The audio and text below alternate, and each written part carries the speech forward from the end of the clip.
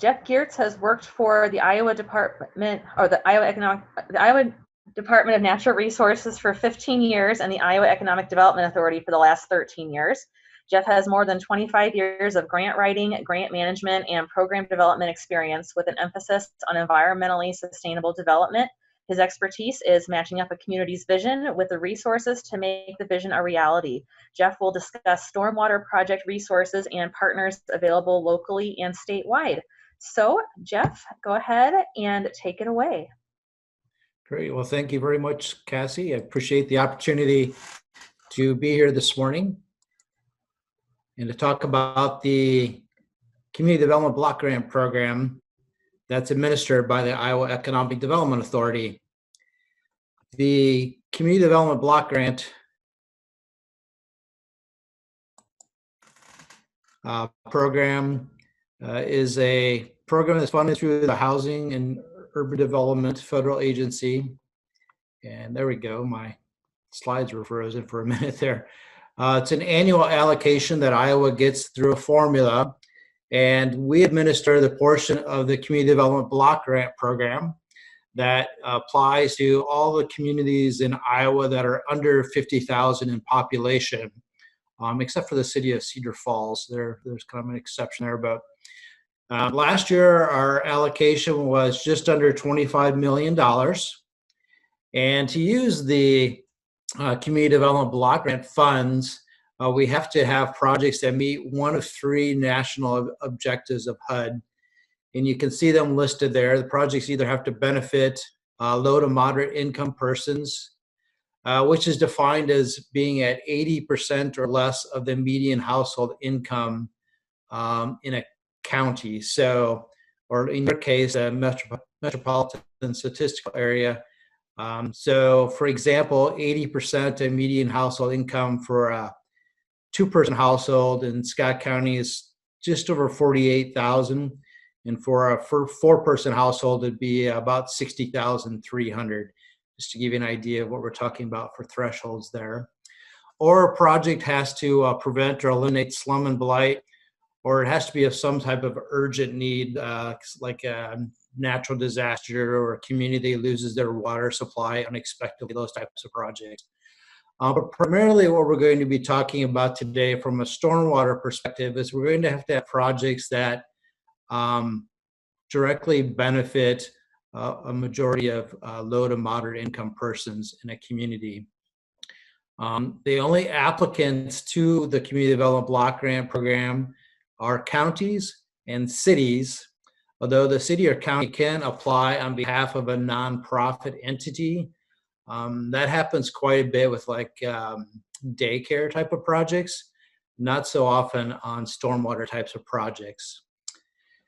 And to be eligible, we'll talk a little bit more about this in detail, but right away I'll just put up front that for a stormwater project to be eligible to apply for Community Development Block Grant funds, we're really looking for that project to be partnered very closely with the Department of Agriculture and Land Stewardship's Urban Conservation Team, like Amy Bosca, who you're going to hear from here shortly, or the project is a state revolving fund sponsored project, which you'll probably hear about a little bit later as well.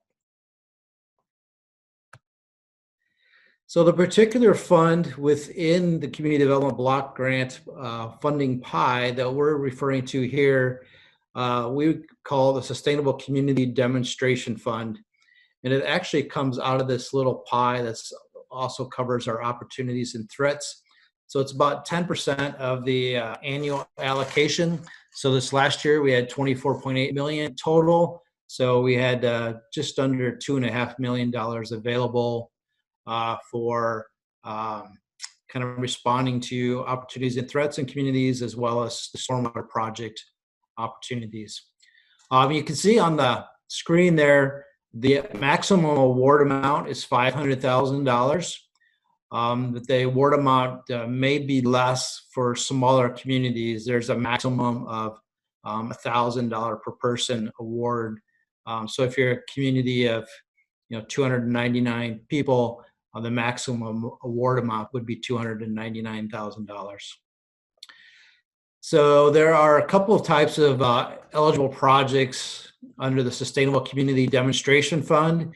And this fund originally started as really trying to drive innovation and flexibility within communities and really looking for multidisciplinary types of projects that addressed many facets of quality of life in a community.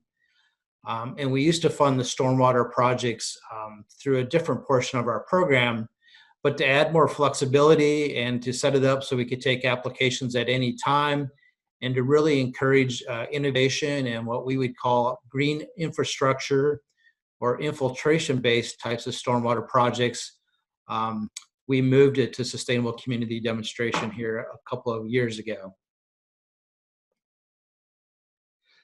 So I've used the term green infrastructure. You'll probably hear that quite a bit today, I'm guessing. But when we refer to green infrastructure, we're really talking about primarily infiltration type based practices that you'll find in the Iowa Stormwater Management Manual. Here's a list of quite a few of those. It's probably not entirely inclusive.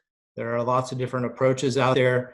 These are the main types of projects that we see our stormwater funding going to. But again, it's just to be a practice. That's the Iowa Stormwater Management Manual. If it's not in the manual, we should really talk about it first. So everything from rain gardens to bioswales to soil quality restoration, tree trenches, and so forth. So here's an example of our project. Actually, it was in Western Iowa, where an old school was renovated into some affordable housing or workforce housing units there, and needed to address stormwater on their site. And here's an example of a bioretention cell after a couple of years and the vegetation has taken hold. So our more competitive applications will have several things going for them. One is we actually provide, in conjunction with the Department of Agriculture and Land Stewardship's Urban Conservation Program, some design consultation or technical assistance. And we really want to have that take place prior to application. So we'd really like to encourage a pre-application meeting with us, as well as with the IDAL's urban conservationists, and ideally we try to schedule that so we all can discuss the project together at the same time. Because these are federal funds, frankly, there are quite a few federal regulations that come with them that can definitely add length and time to your project. And there are some key process steps that must happen or it could jeopardize the funding. And one of those is the environmental review process, which can take several months. So if an applicant has the ability to complete that environmental review for their project prior to application, that really shows timeliness and readiness to proceed with their project and commitment to it as well. So that's something we look for. It also is helpful to know that there's site control in place. And that typically is not an issue with stormwater projects. It's more so with community facility types of projects. But occasionally it does come up with stormwater projects when there may be a need for some easements to complete the project as fully intended. And then we're also looking for a local match. Now, there's no minimum requirement for local match. There's not a set percentage or anything like that. But we want to know that the funding is there to complete the project and that we're kind of helping fill that funding gap. So, we're going to be looking at how is the project going to be funded and how secure is that other funding? Is it already secured? Is it likely? If it's not secured yet, what's the time frame for doing that? What's the need for the project? So I looked at some of our low to moderate income data that we get from Housing and Urban Development. And I am not sure, actually I'm pretty sure at a quick glance, that none of the communities in Scott County automatically qualify as being 51% or greater overall as low to moderate income populations. So in this case, there has to be a strong need for the project, and we probably would have to work with you and maybe a third party to conduct some sort of a income survey in the area of a community that specifically is going to directly benefit from the project. So let's say we have a community as a whole, and maybe only it's 35% low to moderate income qualifying as a whole community, but let's say there's flooding in a neighborhood. If we can show a project is only going to benefit that neighborhood, and there's an income survey conducted of those benefiting in that neighborhood, it may be that the project could qualify in that manner. So that's part of that need for the project. Being able to start the project in a timely fashion. All of our community development block grant contracts have a limit of them of 3 years maximum to complete the project. And we'd really prefer to have them done in 2 years if possible. The local fund leveraging, I already talked about that. One of the other criteria we look at is the overall cost of the project versus the number of people or households benefiting from the project. It doesn't have to be less than $10,000 per beneficiary, but that's kind of our rule of thumb. Most of our projects fall under that, but occasionally we do have some that, maybe there's an immediate need or a large impact that's but only affecting a small neighborhood. Sometimes those numbers just don't work out, but it's still a much needed project. And then what's the capacity of that community or the nonprofit to actually operate and maintain the project long term? So we're going to be looking at that as well. Do you have a defined area for the project? In this case, for stormwater, that's pretty much a must, not only to figure out whether the project is eligible to apply, but even for you just to design your project and make sure you're able to manage the stormwater with the practices given the size of the project area. We also want to know that you've looked at various alternatives and that you've chosen what you believe to be the best alternative for addressing the stormwater issues in this particular case. And then again, how have you planned for maintaining the stormwater practice long term? And if you are funded through us, again, those resources from the Department of Agriculture and Land Stewardship will be available for technical assistance. We'll actually require the project to work with that team, and you're going to hear from Amy here shortly. And there are set steps where the designs are reviewed by that IDOLS team at 30, 60, and 90% completion of project design as well as final design. We're all going to want to see some sort of a maintenance plan in place as well, just to make sure that the projects are designed, installed, and maintained to get all of the benefit out of it that you and the Iowa Economic Development Authority are investing into the project. And here are the actual scoring criteria, sort of summarized, but you can see there the 9 criteria. Again, it's the need, timeliness, have you leveraged other funds, what's the cost per beneficiary for the project, how's it going to impact quality of life in that community, is the project ready to go, who's going to maintain and operate it, what's the low to moderate income percentage of the beneficiaries of the project, and are your designs following the Iowa Stormwater Management Manual? So there's lots of different practices. We talked about all those different ones, and I've actually been showing you images from different projects. This particular project on the right was actually a disaster recovery funded project. It was multi-housing family project that not only had the permeable pavement or porous paver system and bottom retention area you see in that picture, but also did some rainwater harvesting and is using that rainwater for some raised garden beds for the tenants and a living wall that you see there to the right as well. So one last item on our Iowa Green Streets criteria webpage, you'll find this map. I have a link to it here as well. But each of those little logos there represents a different type of green infrastructure practice that has been installed around the state of Iowa. So you'll see everything from permeable pavements of bioswales to native landscaping, bioretention cells, rain gardens, and so forth. You can actually click on those. You can zoom in on the map. It'll actually give you more information on that project, and oftentimes a picture or two of the project as well. A lot of these projects have community development block grant funding in them, but not all of them. Some of them are projects that IDOLs or DNR have worked on as well, or maybe a local entity. But it gives you an example of how these projects are starting to really show up all across the state, and a variety of them as well. And I'll give you an example to maybe zoom in and look at some projects more regional to your area.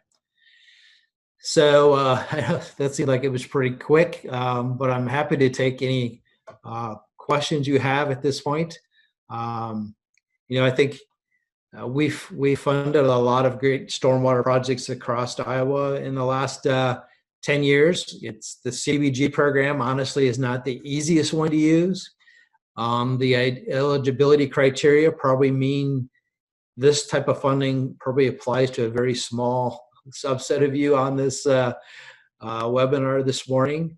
But if you think you've got a potential project, please let me know. We can definitely take a look at how we might get creative to make it eligible, or we could talk about some of the other sources that you're going to hear about from others today, or maybe others that even aren't addressed today that perhaps I know have partnered on other projects in other parts of the state.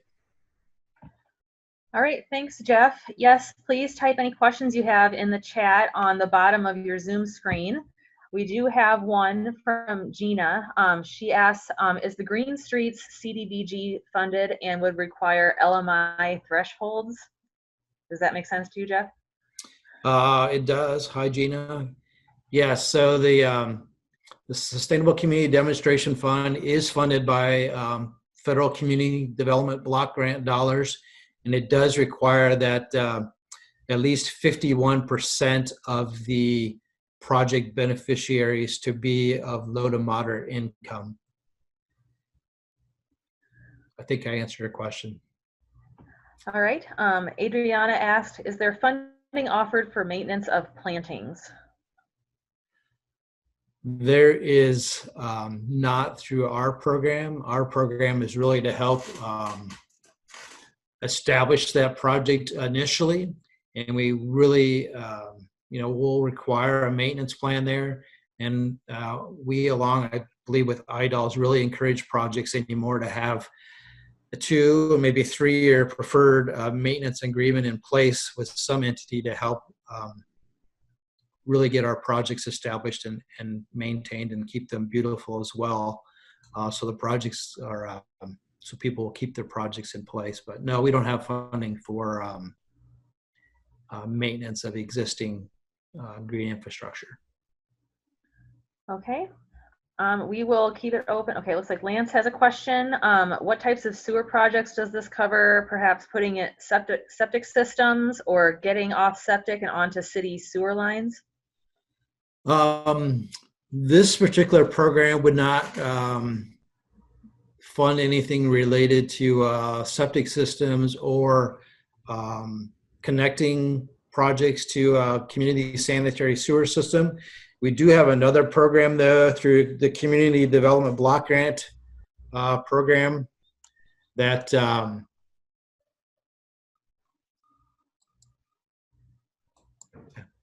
was going to show that there. I think I stopped sharing my screen accidentally. It's going to go back up to that pie. So there's what's called the Water and Sewer Fund. You can see it's actually the largest portion of our funding, about a third, so about $8 million a year goes to water and sewer projects. And that actually takes applications on a quarterly basis. And that may be a funding source for a sanitary sewer project, again, as long as it's CDBG eligible. And if you go to iowagrants.gov and click on the grant opportunities, you can see all of the, or many of the state's grant opportunities that are currently available, and you'll find the Community Development Block Grant Water and Sewer Fund there, as well as the Sustainable Community Demonstration Fund, housing and other programs as well. So. All right, thank you. We'll go ahead and keep it open just for a second to see if anyone else asks any questions. I just wanted to ask, what is your most memorable project that has been funded under this? Anything cool? Yeah, there's been a couple of cool ones. Actually, one of them is in the picture that's on the screen right now. Again, this was a disaster, another one of the disaster recovery housing projects from the 2008 disasters. And this was actually in Marshalltown. There's a building on the right. Well, actually, where this park is sitting, there was a fire that destroyed a building, and it damaged the wall and a couple of units inside the building next to it. So the applicant actually ended up putting 4 workforce housing apartments up here on the second floor, a couple commercial businesses on the first floor, and then took this space where the previous building had burned down and put in what they called a gallery garden. And what you're seeing here is this is a living wall. And what happens is all the water off the roof of this building and part of the parking lot is actually being captured in a cistern type of a setup. And the water is then being reused to water all of these raised beds, and used to water this living wall, and is used as makeup water for this fountain that's right here. This project also has some rain gardens just off to the left that you can't see. It has a porous pavement or a porous paver system in the project right here as well. And then I think this is prior to installation, but there's actually a solar array up here on top of this pergola that not only provides shade, but it also powers all the lighting and the pumps for the water on the site. So that's one project. And another one actually is this one in West Union, where they converted 6 blocks of their downtown to a porous paver system. Which you're looking at here is just one of the intersections, but you can see a little start of it here. If you go left from here, it takes you up 4 blocks of complete porous paver streets, porous paver street, porous paver street, bar retention in the at the bump outs at the corner of the intersection. This is all porous paver system as well, even using colored pavers, so they no longer have to paint the crosswalk stripes anymore. They just used white pavers. And then when they were doing this project and took up layers and layers of asphalt, they salvaged the 100-year-old historic pavers and used them for infiltration within the intersections as well. So those are a couple of really cool projects.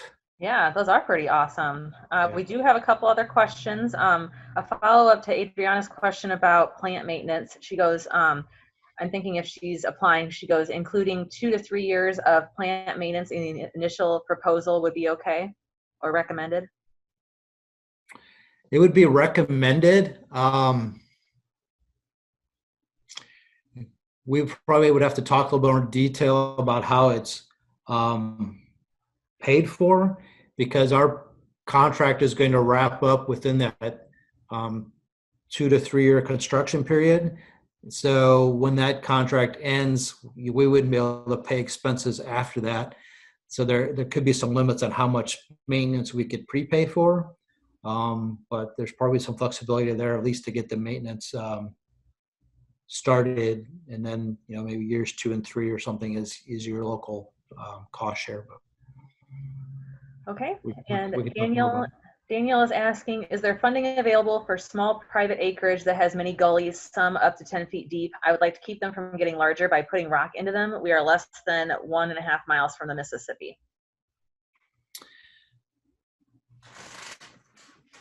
It would be, well, this program wouldn't be able to fund directly a private landowner. It would have to be This one would be hard for CDBG, I think.